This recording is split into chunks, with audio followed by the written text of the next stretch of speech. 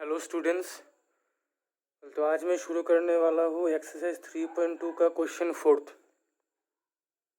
तो question second, first और third मैंने पहले ही अपलोड कर दिया है, तो इसके लिए मैंने सेपरेट प्लेलिस्ट बना दिया है, तो जाके ज़रूर देखना, ठीक है। तो क्वेश्चन फोर्थ क्या कह रहा है, which of the following pairs of linear equation are inconsistent और consistent, if consistent obtain the solution graphically.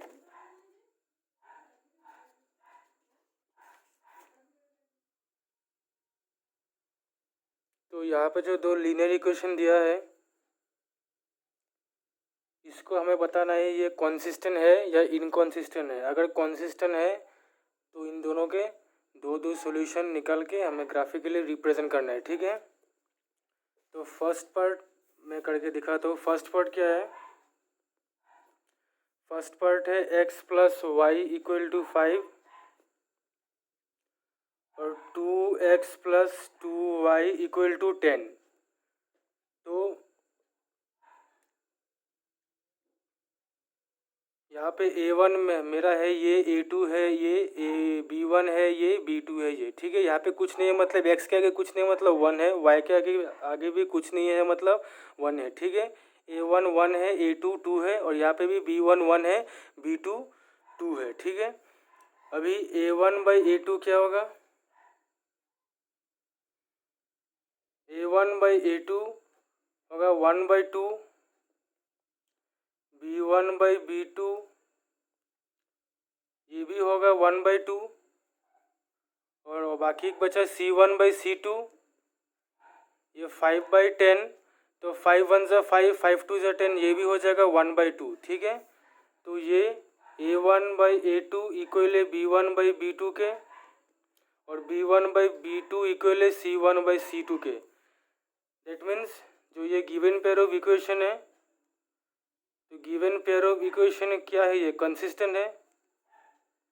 Given pair of equation जो है ये क्या है, कंसिस्टेंट है, ठीक है।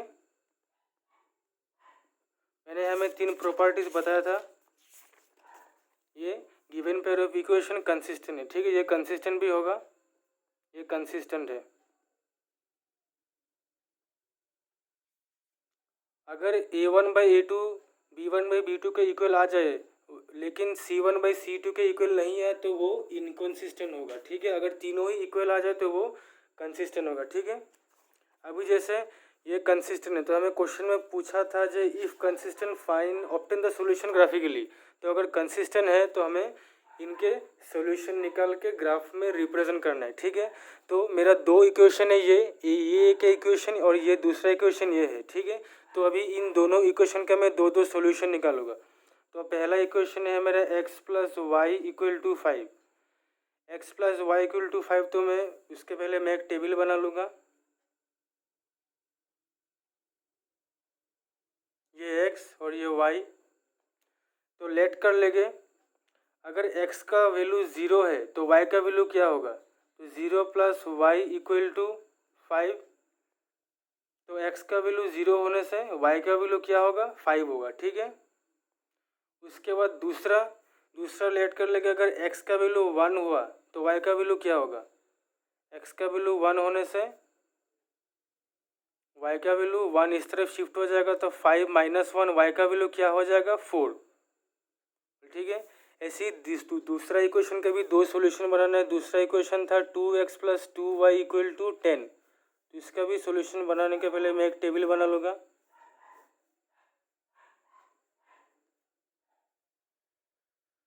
तो मैं लेट कर लूँगा, यहाँ पे x का वैल्यू कुछ भी ले सकते हो, ठीक है। यहाँ पे x का वैल्यू मान लो 3 है, ठीक है। तो x का वैल्यू यहाँ पे 3 होने से तो y का वैल्यू क्या होगा, तो 2 3 जा 6, 6 लेफ्ट हैंड साइड से राइट हैंड साइड जाने से क्या हो जाएगा, -6। तो 2y इक्वल टू 4, तो 2 नीचे आ जाएगा, 2 2 जा 4, तो y का वैल्यू क्या आ जाएगा, 2। x का वैल्यू 3 लेने से y का वैल्यू क्या आएगा, 2, ठीक है। उसके बाद दूसरा सी सपोज मैंने x का वैल्यू 4 ले लिया, x का वैल्यू मैंने 4 ले लिया, तो y का वैल्यू क्या होगा, तो 2 4 ज़ा 8 प्लस 2y इक्वल टू 10, तो 8 को उस तरफ शिफ्ट करने से 10 माइनस 8 हो जाएगा 2, तो y इक्वल टू 2, ये 2 नीचे आ जाएगा, 2 1 ज़ा 2, तो y का वैल्यू क्या आ गया 1, तो x का वैल्यू 4 लेने से y का वैल्यू आ गया 1। अभी इन दोनों, ये हो गया इक्वेशन 2 का 2 सॉल्यूशन और ये हो गया इक्वेशन 1 का 2 सॉल्यूशन। अभी इन दोनों सॉल्यूशन को ग्राफ में रिप्रेजेंट करना है, ठीक है। तो मैं ये ग्राफ पे रिप्रेजेंट करके नहीं दिखाऊंगा, ये तुम लोगों को खुद करना है, ये होमवर्क है, ठीक है। क्योंकि मैंने एक्सरसाइज 3.1 में और 3.2 में ग्राफ में कैसे अच्छे से रिप्रेजेंट करना है वो बहुत अच्छे से दिखाया है। तो अगर नहीं देखा तुम लोगों ने वो वीडियो तो जाके ज़रूर देखना, तो पूरा अच्छे से समझ में आ जाएगा। उसके बाद ये दोनों आराम से ग्राफ में रिप्रेजेंट कर सकोगे, ठीक है। बस क्वेश्चन 4 यही कह रहा है, ठीक है। अगर कंसिस्टेंट है तो ही ग्राफ में रिप्रेजेंट करना है, अगर नहीं है, अगर इनकंसिस्टेंट है तो ग्राफ में रिप्रेजेंट नहीं करना है। अभी जैसे मैं दूसरा एक क्वेश्चन करते हैं, जैसे क्वेश्चन 3 हो गया। क्वेश्चन 3 क्या कह रहा है, 2x plus Y.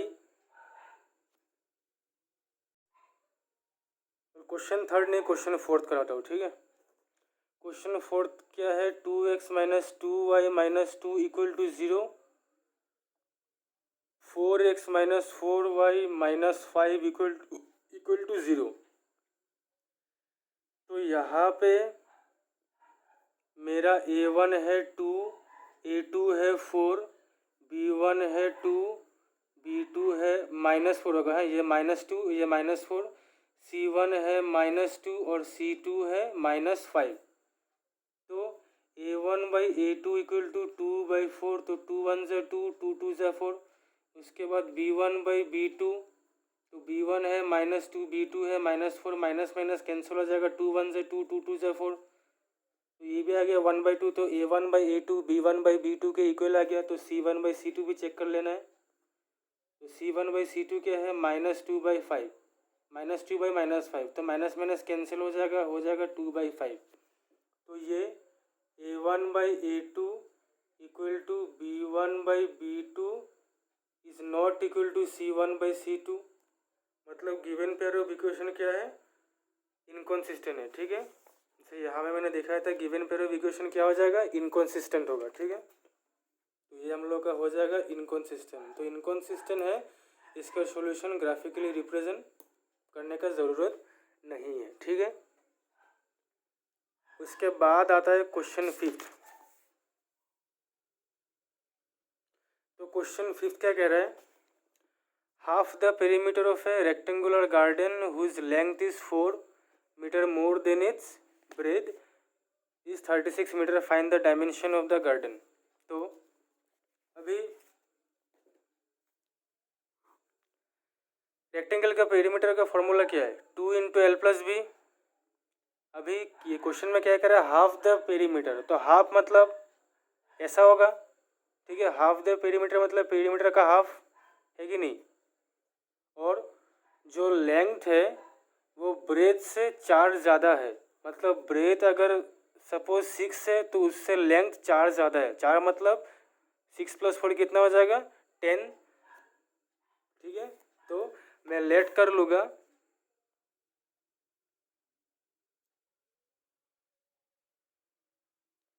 Late the length be x metre and the breadth और विथ, जो भी कह लो, दोनों ही सेम ही चीज़ है, बी y मीटर, ठीक है। अभी पहले कंडीशन में हमें दिया है, ठीक है, जो हमारा लेंथ था जिसको हमने x माना है वो किसके इक्वल है, वो ब्रेथ से 4 ज़्यादा है। ब्रेथ हमने माना था y, तो इससे 4 ज़्यादा है मतलब +4 होगा। ये हो गया हमारा फर्स्ट इक्वेशन। और दूसरे कंडीशन में क्या बोला था क्वेश्चन में, जो हमारा रेक्टेंगुलर गार्डन का जो पेरीमीटर था वो क्या था, हाफ था। तो ऐसे लिखना है, half of perimeter of rectangular garden.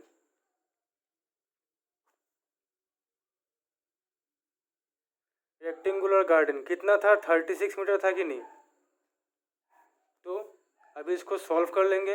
तो हाफ इंटू पेरीमीटर ऑफ अब रेक्टेंगुलर गार्डन क्या होगा, 2 इंटू एल प्लस बी, कितना था 36। उसके बाद हाफ इंटू 2 इंटू, अभी लेंथ को मैंने लेट किया रहा एक्स, तो इसका जगह पे मैं लिख दूंगा एक्स, और ब्रेथ को मैंने लेट किया था वाई, तो इसके जगह पे मैं लिख दूंगा वाई इक्वल टू 36। उसके बाद ये 2 से ये 2 कैंसिल हो जाएगा। अभी x का जो वैल्यू था वो यहाँ पे क्या था, y प्लस 4 था, तो मैं x के जगह पे y प्लस 4 लिख सकता हूँ कि नहीं।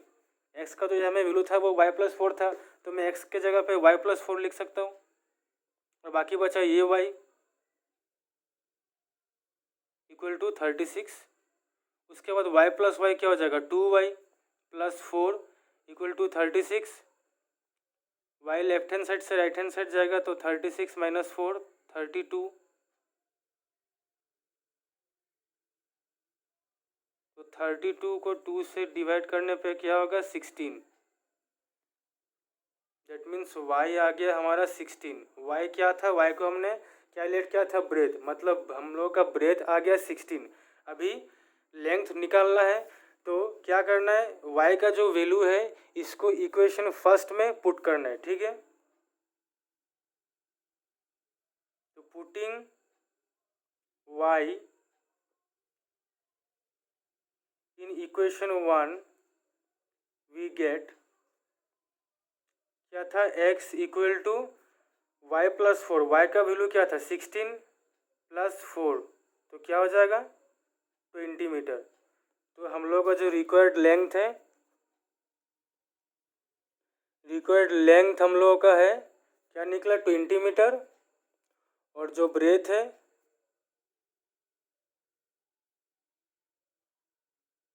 वो निकला 16 मीटर, ठीक है।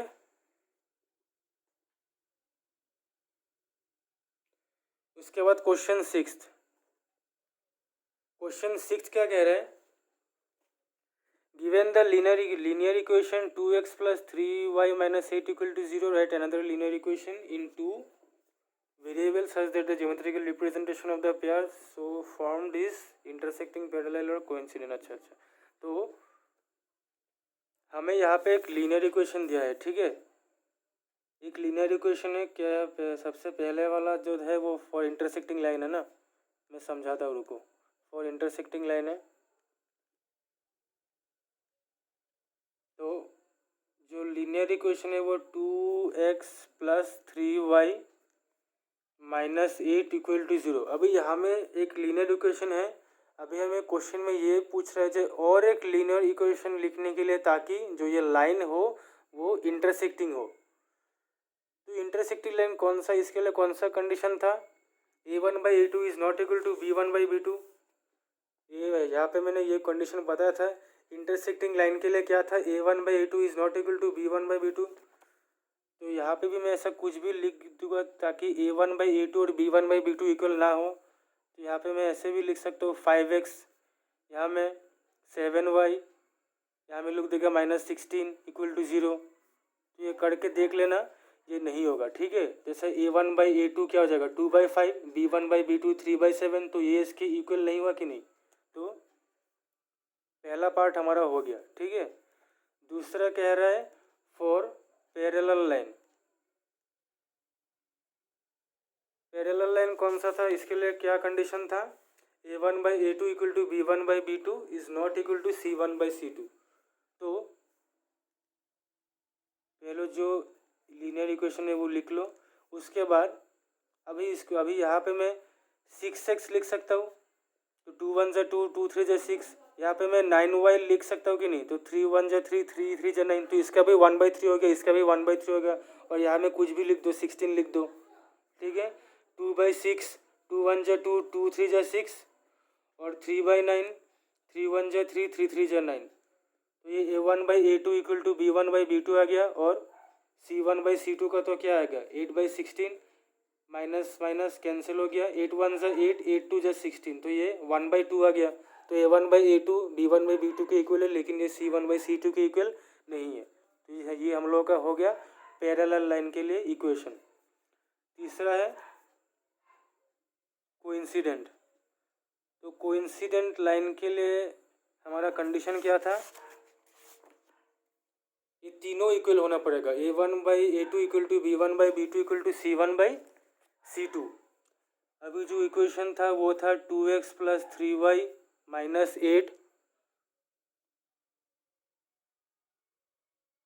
Equal to 0। अब ये तीनों इक्वल होना पड़ेगा। पहले तो मैं जैसे इसका तरह यहाँ पे मैं एक 6x लिख दूंगा, उसके बाद 9y, तो ये दोनों तो इक्वल हो गया। अभी यहाँ पे 8 3 ज़ा 24 ना, तो 8 1 ज़ा 8, हाँ, तो यहाँ पे 24 हो जाएगा। ठीक है, यहाँ पे मैं करके भी दिखा देता हूँ। 2 और 6 का तो मैंने 2 6 A1/A2 और B1/B2 का मैंने पहले यहाँ पे दिखाया था, इसका 1/3 और 1/3 आया था। तो 8 और 24 का क्या आ गया, 8 1 ज़ा 8, 8 3 ज़ा 24, तो ये भी 1/3 आ गया। तो ये तीनों इक्वल हो गया कि नहीं, और ये माइनस माइनस से वैसे भी कैंसिल हो जाएगा। बोल ठीक है, तो ये क्वेश्चन 6 हो गया। क्वेश्चन 7 क्या कह रहा है, क्वेश्चन 7 कह रहा है दो इक्वेशन है, एक है x minus y plus 1 equal to 0, दूसरा है 3x plus 2y minus 12 equal to 0। अच्छा, तो इन दोनों इक्वेशन का दो दो सॉल्यूशन निकल के ग्राफ पे रिप्रेजेंट करना है। ठीक है, तो ये तुम लोगों के लिए होमवर्क है। ठीक है, कुछ होमवर्क भी कर लो। तो ये होमवर्क कर लेना। ठीक है, ये दोनों इक्वेशन का दो दो सॉल्यूशन निकाल के होमवर्क कर लेना, क्योंकि मैंने दोनों इक्वेशन का दो दो सॉल्यूशन निकाल के ग्राफ में कैसे रिप्रेजेंट करना होता है, इसके लिए मैंने 3.1 पे भी दिखाया, 3.2 में भी दिखाया। ठीक है, तो वो वीडियो जाके मैंने बार बार बोल रहा हूँ, ज़रूर जाके देख लेना। ठीक है, वो अगर अच्छे से समझ में आ गया तो ये हलवा है। ठीक है, ग्राफ में रिप्रेजेंट करना बहुत ही ईजी है। अभी उसके बाद क्या कह रहे हैं, determine the coordinates of the vertices of the triangle formed by this lines and the x axis side of the triangular region. कौन भौंक रहा है ये बदतमीज। तो जो ये ग्राफ होगा, ये ग्राफ कुछ इस तरफ होगा। ठीक है, मैं एक चीज दिखा होती, जो ग्राफ होगा, ठीक है, ये ग्राफ पे दोनों इक्वेशन का सॉल्यूशन होगा, ये एक होगा ऐसे और दूसरा होगा ऐसे। ठीक है, तो हमें ये जो वर्टिसेस है, ये सिर्फ वर्टिसेस बताना है। ठीक है, ये तीन वर्टिक्स बताना है। ठीक है, तो तुम लोग जब स्केल से करोगे, स्केल से करने पर ये पूरा एक्यूरेट आएगा पूरा। ठीक है, ये तीनों पूरा एक्यूरेट आएगा, तो स्केल से करने पे ये पूरा एक्यूरेट आएगा। तो ये तीनों वर्टिसेस, क्वेश्चन में ये पूछ रहे हैं जो ये तीनों वर्टिसेस बताना है। ठीक है, तो इन दोनों का सॉल्यूशन दो दो निकल के ग्राफ में रिप्रेजेंट कर देना। अगर फिर भी कुछ दिक्कत आता है तो कमेंट सेक्शन में एक बार पूछ ज़रूर लेना। ठीक है, तो एक्सरसाइज 3.2 यहीं पे ख़त्म होता है।